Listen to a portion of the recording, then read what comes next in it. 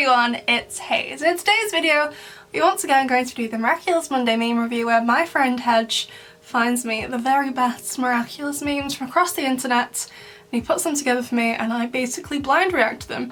And as such, because it is a blind react, at the time of filming this, I don't know yet what I'm actually going to be saying because I haven't seen the memes yet. So if at some point I end up discussing some theories, some ideas, some predictions I have for going forward with season 5, please know I haven't read the show Bible and many people in my comments section haven't read it either, and we would very much like to keep it that way. So if you're going to say, hey yeah, Hayes, you were right about this, you're wrong about that, that's going to happen instead, please don't.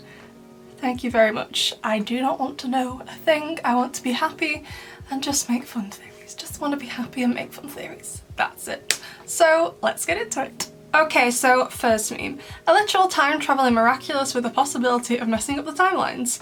Destruction and creation being the most powerful Miraculous. Right.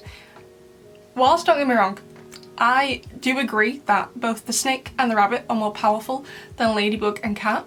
I think we need to discuss the rooster. Like, it can do anything. To me, that's quite clearly the most powerful, and right now, maybe it'll be explained later because so far we've only seen the rooster used, yeah, twice. Did Monarch merge it in Evolution? Definitely used twice in Penalty, so Mark could score goals, and in Strike Back to multiply the sunglasses. And if you haven't seen the video where I make the Strike Back sunglasses, you're missing out, besties. So we haven't seen any limit to its power, but from what we've seen, it's like, you can do anything, you can do anything.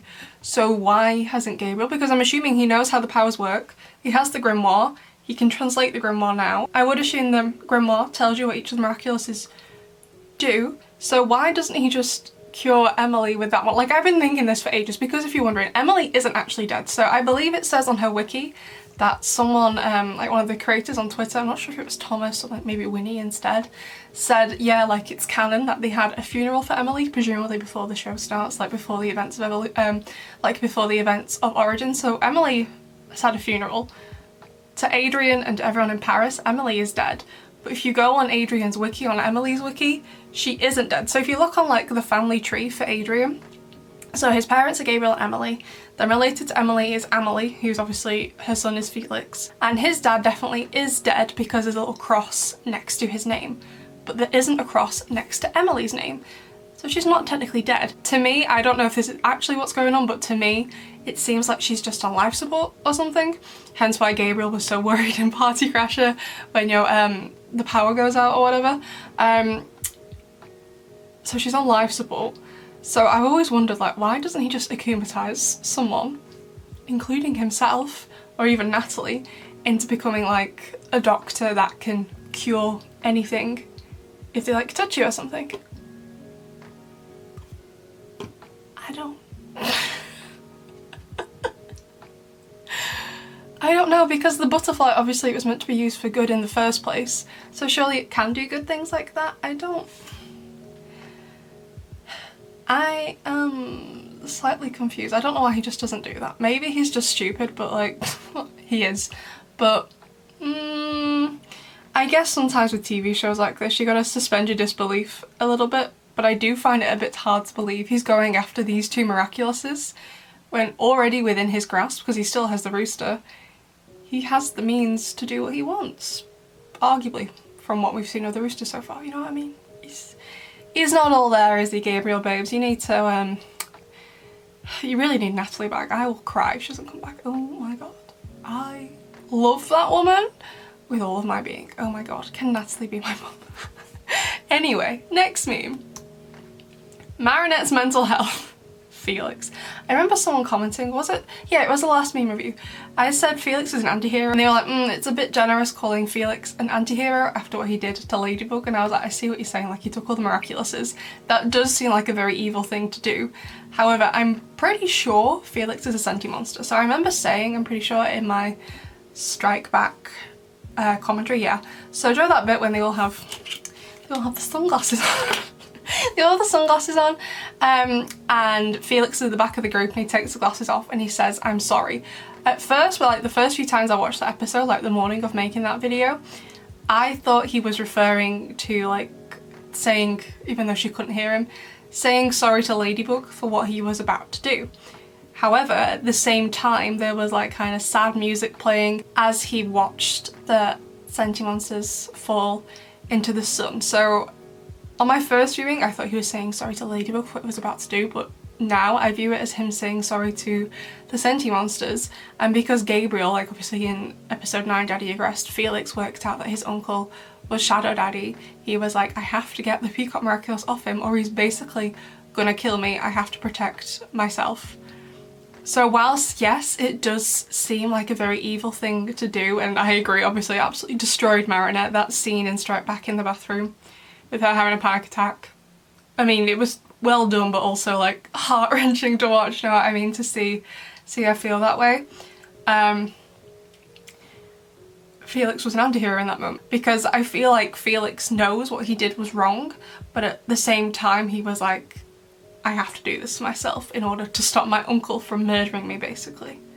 It's for his own benefit, and yeah, it's a bad action, but it's for his own benefit, which is why he's an anti-hero, if that makes sense. Like, don't get me wrong, I know it was horrible, but he's an anti-hero. Next meme. Chloe's development, Thomas Astruck. I don't want to play with you anymore. He's got our feelings to play with instead. I definitely do find it a bit weird. I am hoping, like, I'm not writing Chloe's redemption arc off completely, because I'm hoping by the end of the show, I don't mean the end of the season, the end of the show, the full thing, that she will be redeemed, because she's really set up well to be redeemed. Like with Lila, I don't particularly feel bad for her, like to me so far, because we don't know why Lila is the way she is. It just seems like she acts that way because she wants to, because she likes it. However, with Chloe, we've kind of seen some of the reasons why she acts that way. We've seen about her horrible upbringing, things like that. We've seen how her mother still treats her like, yeah, okay, her mum's living with her in Paris now, but she's still not very nice to her, and her mum's equally not as nice to Zoe either. So Chloe was set up really well to be redeemed, especially with the stuff in season 2 and in season 3 with episodes like Miraculous, and honestly, I still think it would be pretty easy to redeem her. Like, if Chloe was never meant to have a redemption arc, they just should A, never have put her mum in the show, B, if they were going to have her mum in the show, have them both be horrible together and enjoy it, you know? Where Audrey's like, oh, Chloe go and do this, Chloe go and do that, and they're like a evil mother-daughter duo, or just never have given us any background on Chloe's history. Because, like, I feel sorry for her, I understand the way Chloe acts, I just feel bad that she's not going to get redeemed. Whereas with Lila, because at the time of making this video, we don't really know why she acts that way, I don't feel sorry for her. I am hoping we're going to find out why at some point, but right now, as it stands, we don't know why. So, I don't get it, and yeah, it just seems a bit strange since she was set up so well to be redeemed and then they just abandoned it. I don't really know why, and I know a lot of people on Twitter say Thomas Astruck hates her, and I think, yeah, he probably doesn't like her very much. And I see a lot of people saying as well that as a writer you have to like your characters. No, you don't. You don't have to like them. There's a lot of my characters I dislike who I write, a lot of them who I write that I do like. I think usually on balance, like obviously in a novel, which is what I primarily write, you have the characters that are good and the characters that are bad, whatever you define good and bad as, obviously it's different to you. But oftentimes I find, just personally, I find writing the bad characters far more interesting, even though I know they're bad people and I wouldn't want to know them in real life. I really enjoy writing them and I actually do kind of like them. Not that I usually hate the good characters, but they're usually a bit boring in comparison. So as a writer, I don't think you actually have to like your characters to be able to write them successfully. If it's a good character and you want them to be liked and do good things, is it helpful? Yeah, I think so. But I don't think it's a requirement, you know? Actually, speaking of, when I wrote My Lady, because the current audio fic we're doing doesn't have Lila in. Oh wait, I think I might have finished the audio fic by the time you're watching this. But this one doesn't have Lila in, but the last one, My Lady, did have Lila in, and I'd never really written dialogue for Lila before, and she was so much fun to write, so much fun. So I hope she has a bigger presence this season, because I've said this before, I'll say it again, I'm pretty sure Lila's going to be Hawkmoth next season. But I'm gonna need to think of a nickname for her because I don't feel comfortable calling her Hawk Mummy because she's a child. So we're gonna have to brainstorm, besties, and think of something for her. Maybe, please don't tell me if you know it's her, and if she already has a name or whatever, please don't tell me what it is. But maybe we can like think of a wordplay on whatever name she's given. Hopefully we'll get it at the end of this season so we can use it and like brainstorm before next season. That'd be fun. Next meme. My trap has been ready for hours. What is taking Ladybug and Cat Noir so long? Darn these stupid automatic doors. Why does this keep happening? I mean, I don't really understand the automatic either. Maybe the doors. Maybe the doors. Hold on, let me take my hair down. Maybe the doors are also affected by quantum masking and they just... But yeah, I have no idea there. Amazing. Next meme. He's more proud of Chloe than his actual son. I mean, he does look pretty delighted there. But to be fair, I mean, not that what Chloe did was a good thing. Well, I mean, not a good thing for us. But she did a great achievement. And I guess it is his life's work. I am going to be really interested to see, because it's been confirmed that Gabriel's going to be still in the show after the season when he gets defeated. I'm going to be so intrigued to see what they're going to do with his character. So intrigued. I think... not right now because it hasn't happened yet, but I'd love to make a video on him after the season is over and take a bit of a deep dive into his character, how he's been written, things like that. I think it'd be really interesting because it's going to be the end of the arc, and whilst not all things are going to be resolved, I think it still could be interesting to take a look at. Also Natalie as well. I think Natalie is an amazingly written character. I think she's one of the best written characters in the show, if not the best written character in the show. I think she's so well done and she's so complex. I love her so much. Next meme. Miraculous Ladybug unpopular opinions. Oh god, no. Zoe isn't a bad character, she's just underused. If we got more info on her, she would be more interesting.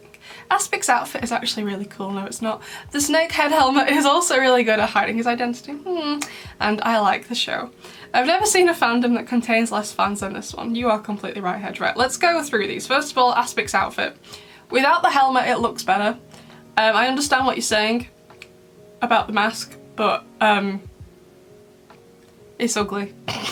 As for Zoe, I want to do a whole video discussing Zoe and like the writing of her and also like the fandom's reaction to it all, because like the voice actress, at least the English one, I don't know about the other ones, gets a lot of hate for it. I'm like, she's not Zoe, you bunch of idiots.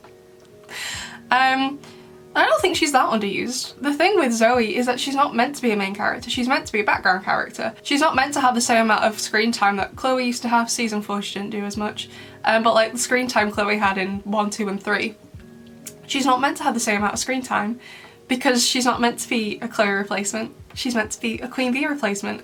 And those are two very, very different things. I know what you're saying, Haze, Chloe is Queen Bee. Yeah, I know. However, Zoe is a Queen Bee replacement. She is not a Chloe replacement, and to me that is a huge difference. I'm going to do a whole video deep diving on this a bit later on, possibly after we've had like a more Zoe centric episode, which I'm pretty sure we're going to get later on in the season, and I can like see like the fandom's reaction to it. But it's just so toxic, and I keep saying this to myself that I'm pretty sure at some point they're gonna do a live action adaptation of Miraculous, whether it's in a film format or like a TV show where they basically just remake every single episode, but with real life actors in, like people, real life actors, as opposed to plastic ones. But already I preemptively feel bad for the people who are gonna play Marinette, Adrian, Chloe, Lila, Zoe and Kagami. I really feel bad. And before anyone says it, hey, you're a hypocrite, you hate Kagami. Yes, I hate Kagami, as in the character, but I've never once sent hate to any of the voice actresses in any language that play Kagami. My issue is with Kagami the character, not the voice actress who plays Kagami in any country, or the actress who will maybe ultimately play her in a live action version of the show. Like, I am able to separate the characters from the people who play them. A lot of people aren't. So I already preemptively feel bad for those people. Like, I already see a lot of people, I don't know if they get sent this hate, and I hope they don't, because I'm pretty sure they're still children. So do you know Lou and Lenny Kim, the people who like They did like a cover of the theme song, like an official cover. They did The Wall Between Us. I absolutely love them. I think their music's great. Personally, I prefer Lou's music to Lenny Kim's. That's just my taste. I think they're both great singers. The amount of hate they both get is absolutely awful, and just for playing Adrian and Marinette in the music videos. That's it. That's all there is to it, and everyone hates them for it. Why? I don't know. This fandom is just horrible, and like Hedge said, I've never seen a fandom that contains less fans than this one. It gets me so annoyed. Like, I understand, like, I criticise the show, however, it's coming from a place of love because I love this show so much that I want to walk away from it thinking that was amazing, and then in a few years' time be like, yeah, that was great. And I want other people to be like, yeah, that show left a really good legacy. I want Miraculous to become like, I guess, like a cult classic in animation. Something like Sailor Moon. Obviously Sailor Moon's taken a while to get to that stage, so I'm talking maybe like in, I don't know, 30 years time. I don't know how long it takes to be able to class something as like a cult classic, but I would hope Miraculous does reach that stage one day. But everyone's just so horrible about it. And don't get me wrong, the show does have bad moments. You all know how much I hate Ephemeral. You all know how much I hate Ephemeral. And if I think something's really, really bad, I will say it, but it's coming from a place of love, not from I hate this show, so I'm gonna find any excuse possible to hate on it. Like, if you don't like the show, genuinely, if you're watching this video and you don't like the show, why are you watching it? Don't you have better things to do? Like, I can understand partially from a writer's perspective, if you view a show to be bad, I can understand watching 1 or 2 episodes to learn what not to do. Because while I think reading and watching good things, if you're a writer, watching and reading good things is a good way to learn in terms of what to do and what you want to try and replicate in your own work. I also do see the value in watching or reading things that you view to not be very good, so you can learn to avoid. It's like, oh, well, I don't like the way that was paced, I don't like the way that character was written, I don't like this dialogue and stuff like that. I can see the value in looking at media that you don't view to be very good in order to learn what not to do. And in some respects, I can also see the value in watching a whole season of a TV show or reading an entire book. Usually when I don't like a book, I will stop reading it. However, I do see the value of reading a book I don't like very much all the way to the end, or watching a TV show as in a whole season, so I can see the way it was paced. If it's got bad pacing, I don't want to do that in my own work, hence why I'd watch all of it.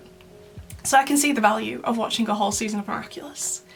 However, there is no value in watching 4+ seasons, 100+ episodes of a TV show that you don't like. There is no value in it, other than you're obviously a very negative person and just like to be rude, or if you do indeed make videos on it, I would argue that it's, at this point, if you are continually making videos about how bad every single episode is in the show, I would argue at this point you're just trying to make money off it and nothing else. Which is really sad, to be honest.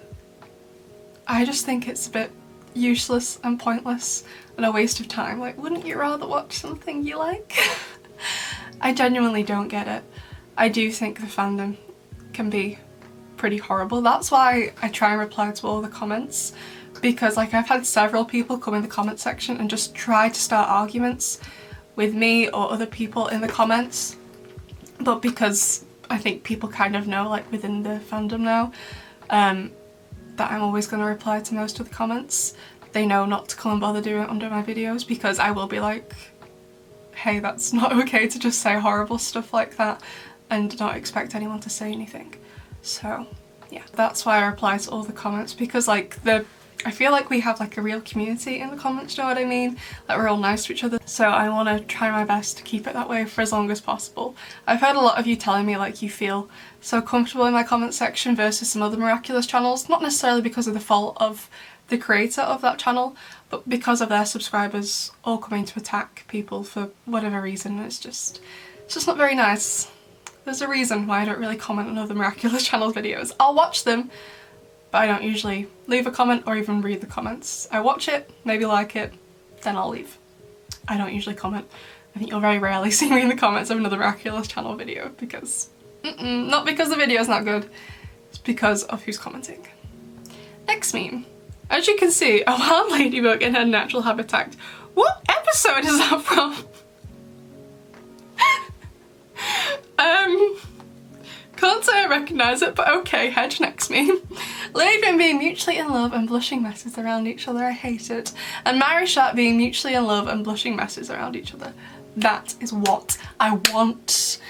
Please, I am hoping, like, Marinette is what we need to turn this love square around. It's what we need for this reverse, because Adrian can see how Marinette is when she's being normal and how she talks to other people, because around Cat Noir she's not stuttering. Then at the same time Marinette can see her more, like when Cat Noir's with Marinette he's more Adrian-like.